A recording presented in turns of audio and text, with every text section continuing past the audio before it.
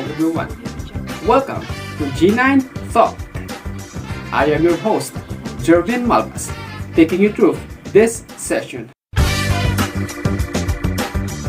Before I introduce to you our guest, let us understand first what is moral and spiritual aspect of personality. Every person feels good when he senses that he is being trusted, given responsibility to do certain things equal to and in line with his abilities, and held accountable for his actions.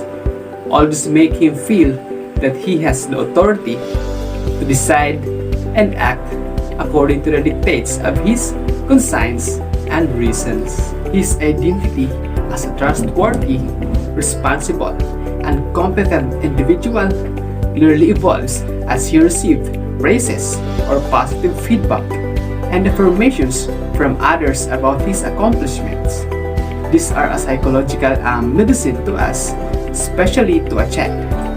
Good parents and surrogates do not fail to give affirmations to what their children do. May I introduce to you our guest. Our first guest is a former Grammy Award, a friend of Taylor Swift, and a shareholder owner in UNESCO World, no other than Miss Dana Lacampa. Our second guest, a former beauty queen and ambassadors of Louis Vuitton, no other than Ma'am Patricia.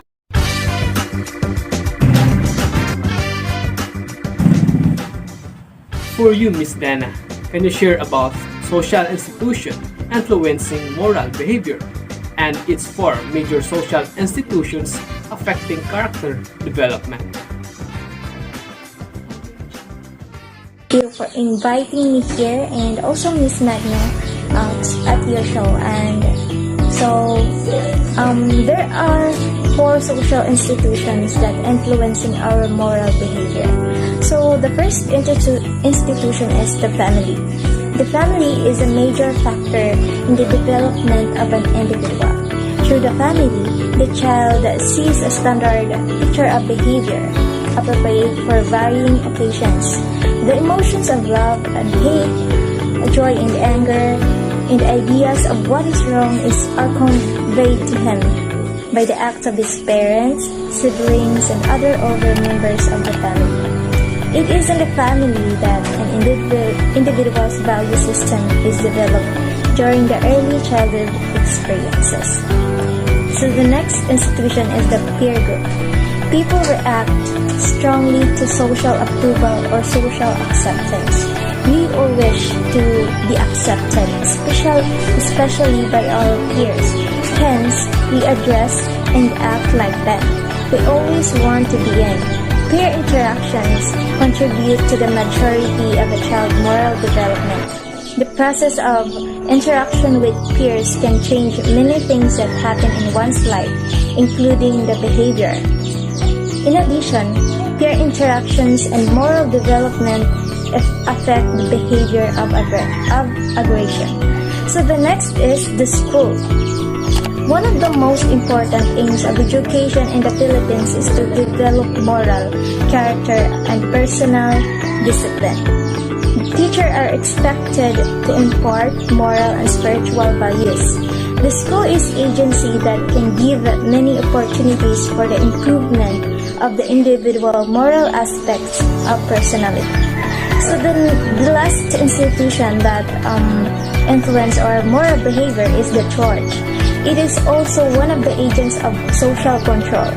Most of those who go to church and prayer meetings are more likely to develop good morals than those who do not.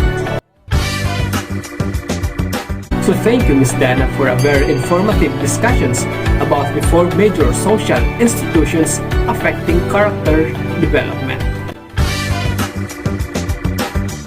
So now, let's listen and learn Miss Patricia. So for you, ma'am, can you share with us the behavior of one's personality and the four approaches in the development of moral behavior? Like a game, life is governed by rules. Without rules, there can be no game. Rules define the moves of the players. Likewise, human behavior consists in the obedience to rules. There are four approaches in the development of moral behavior, namely the psychoanalytic approach, the social group approach, the learning theory approach, and the cognitive development approach. First, the psychoanalytic approach expresses the idea that when the superego dominates the individual, he or she is good because he or she has a conscience that tells him or her to be good. Second, the social group approach claims that we have the way we do because people expect us to behave that way. Third, the learning theory approach says that we have been trained and disciplined by our upbringing and by the examples of our parents into behaving the way we should. Lastly, cognitive development approach asserts that to behave morally implies intelligent adaptation to our environment. It emphasizes the importance of intelligence in moral control. The more intelligent a person is, the stronger he or she is morally. Yes, indeed. Moral behavior is like a game. Life is governed by rules. Without rules, there can be no game. Rules define the moves of the players. Likewise, human behavior consists in obedience to rules. Speaking of rules, Miss Patricia, what are the moral code or the code of ethics? Can you share with us? The Code of Ethics by President Manuel L. Quezon, Executive Order No. 217, 1939, is a very good guide for all of us. Putting into practice will ensure a peaceful and better place to live in. Some of the teachings in the Quezon Code of Ethics for moral development are: value your honor as you value your life. Poverty with honor is preferable to wealth with dishonor. Be thankful and be honest in truth and in action. Be just and charitable, courteous but dignified in your dealing with others. Lead and clean and frugal life.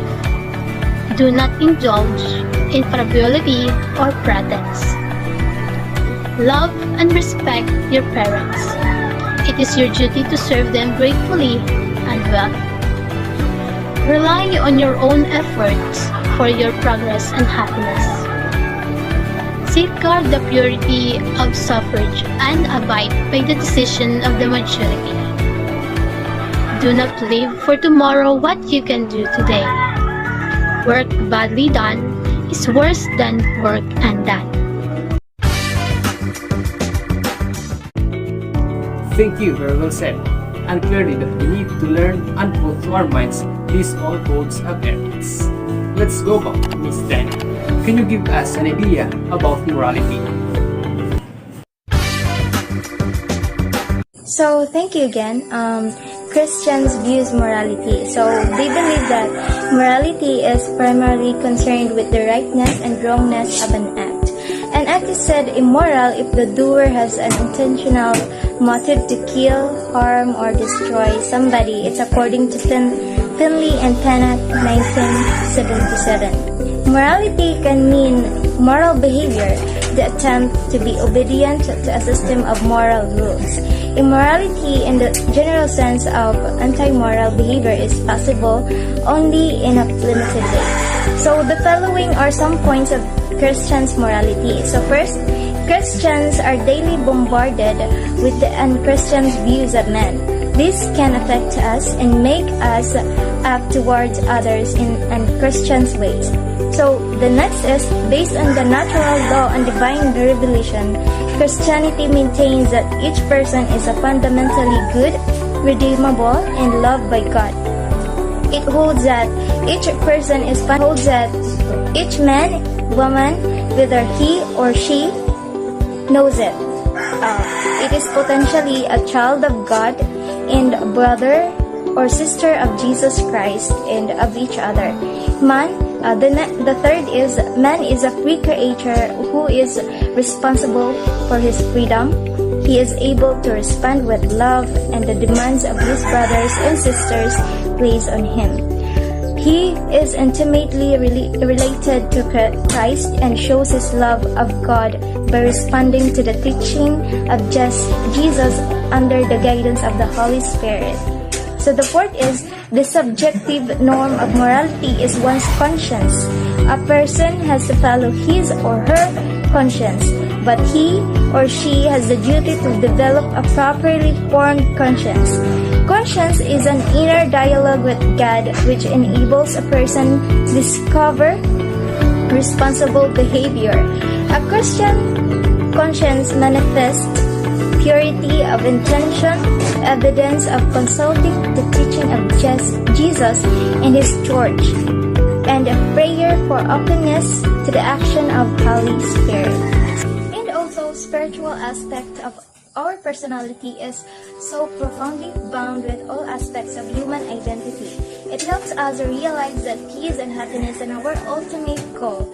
In today's fast-paced world, despair and dejection are one of the most common negative emotions that we have to face. These emotions arise as a result of our own judgmental approach towards life.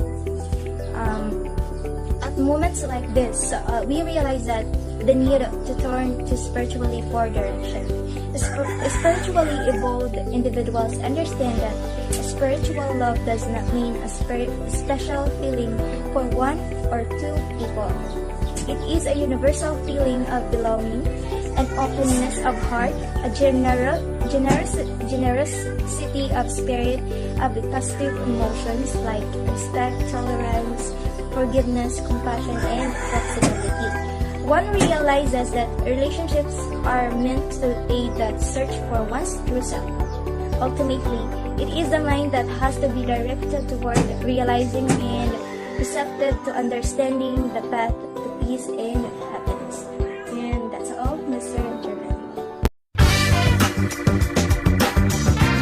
Information shared to us by Miss Dana.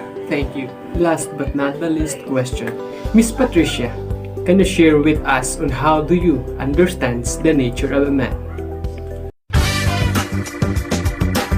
Complexities of man's life are better understood through an understanding of his nature.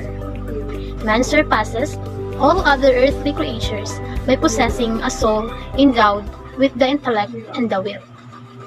As Albarracin has put it, man has two aspects. These are the biological and the spiritual aspect. The human mind is more powerful than the human body. Only with proper conduct can man reach the level of social life demanded by his rational nature. An integral man is a well-balanced human being in whom all the elements of nature are given proper recognition. In all the different levels of nature, there are urges and pulls spiritual rather than merely biological or physiological. In this modern world, there should be an order in human life. The proper ordering of human conduct means that the impulses of each lower level must be controlled by and subordinated to their higher level. The right ordering in regard to all the instinct and the impulses may be grouped under the term moral virtues, which are as follows: self-control, which regulates our appetites for sex and food; fortitude, which regulates our emotions, principally of anger; justice to all, which includes man to render to each one his due; prudence, or tact, which judiciously guides and controls human action. Yes, indeed. Thinking about human nature is the equivalent of our whole species looking in the mirror to check our identity. just as we all react differently to our own reflections in the mirror. The reflection we call human nature is also often disputed. Thank you to our beautiful guest. Thank you for watching G9 Show.